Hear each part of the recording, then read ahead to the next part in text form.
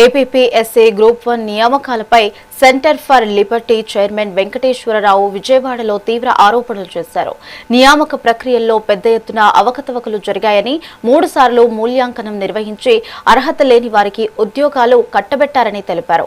గత ప్రభుత్వ హయాంలోనూ ప్రస్తుత కూటమి ప్రభుత్వ పాలనలోనూ ఈ అంశాలపై పూర్తిస్థాయి ప్రక్షాళన జరగాలని ఆయన డిమాండ్ చేశారు.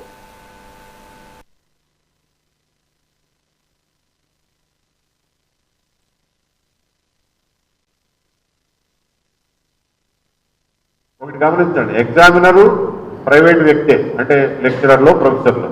చీఫ్ ఎగ్జామినర్ కూడా ఒక ప్రొఫెసరో లెక్చరరో ఉంటారు. క్యాంప్ ఆఫీసర్ అంటే ఎవరంటే ఏపీపీఎస్సీ స్టాఫ్. ఎగ్జామినర్ అడిగితే చీఫ్ ఎగ్జామినర్ ఒత్తిడి అని చెప్పింది. చీఫ్ ఎగ్జామినర్ అడిగితే నేనేం చేయను, ఆ క్యాంప్ ఆఫీసర్ ఒత్తిడి చేశాడు అందుకనే వేయించానంటే. ఎవరయ్యా క్యాంప్ ఆఫీసర్ గుర్తుపడతావా అంటే నాకు గుర్తులేదు, ఎవడో చెప్పాడంట. ఈ రకంగా మార్కులు వేశారు. ఆయన అడిగితే ఆ ఎగ్జామినరు కొంచెం ఎక్కువ వేసేస్తున్నారు మార్కులు, అందుకని చెప్పి కొంచెం మోడరేట్ చేయడం కోసం తగ్గించమని చెప్పాను, సలహా ఇచ్చాను అంటాడు. సరే, 105 ఎక్కువ అనుకున్నావు, నువ్వు 69 వేయించావు, బాగానే ఉంది. బట్ అదే ఎగ్జామినరు ఇంకొక పేపర్లో 115 మార్కులు వేసింది. దానికి ఈయనేం మాట్లాడాల, 115గానే వచ్చేసాడు. మరి అక్కడ ఎక్కువ వేసినట్టుగా అదేం మార్చలా. ఇంకొక కేసులో 112 ఎన్నో వేస్తే దాన్ని 72 చేయించాడు. అంటే నీ ఇష్టం వచ్చిన కేసుల్లో మార్కులు తగ్గించేసావు. అవతల క్యాండిడేట్ బతికేమైపోవాలి, వాడి సెలక్షన్ ఏమైపోవాలి? ఎగ్జామినర్ మార్కులు వేయాలా, చీఫ్ ఎగ్జామినర్ వచ్చి మార్కులు దిద్దిస్తాడా?